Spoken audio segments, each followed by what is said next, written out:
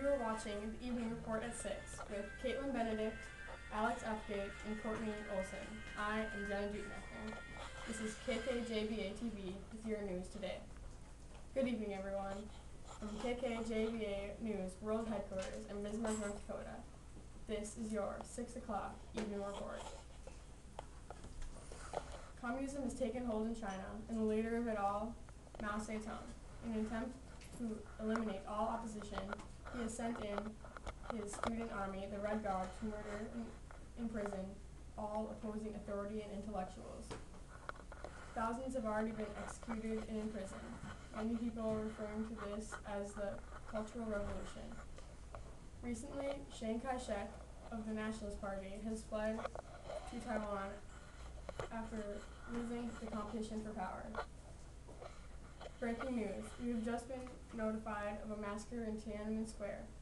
In response to the peaceful democratic protests going on in the square for the past 7 weeks, the army was sent in to end the protests. Hundreds of civilians have already been killed and many more injured. Tanks were sent in to clear the area. One unknown man has been filmed attempting to stop these tanks. We will bring you more news on this outrageous event when we hear of it. But for now, let's go. For now, we'll be right back after this commercial break. Stay tuned. Give it a go.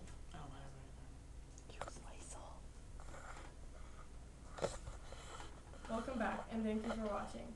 I'm going to turn it over to Caitlin now for some news a little bit closer to home. With what Winston Churchill calls the Iron Curtain, Europe split into two, divided by East and West, Germany in two, then Berlin in two. Soviets controlled the eastern part with communism, and we controlled the western part with democracy. During the arms race, the U.S. and the USSR are fighting to get many nuclear weapons as possible to fight against each other with. When will the war start between us, or will it never happen? Meanwhile, the space race has officially ended when we got the first person to the moon. After being behind the USSR and many things like Sputnik, we have gotten one of the biggest accomplishments. Who do you think actually won the space race? Two black eyes for America are the Bay of Pigs invasion and the U-2 spy incident. The Bay of Pigs invasion was a failed attempt to overthrow Fidel Castro's government. Many U.S. guerrilla-trained troops landed on the coast of Cuba. This is an embarrassment to President Kennedy. The U-2 spy plane was shot down by the USSR. The spy plane was trying to capture photographs of denied territory. They demanded a public apology, but Eisenhower refused. Take it back to Jenna. More news has been brought to us from Tiananmen Square. One student told us about the horrifying scenes she saw. For her safety, we promise not to mention her name. We have the recording here. Can you explain to us what you've seen today?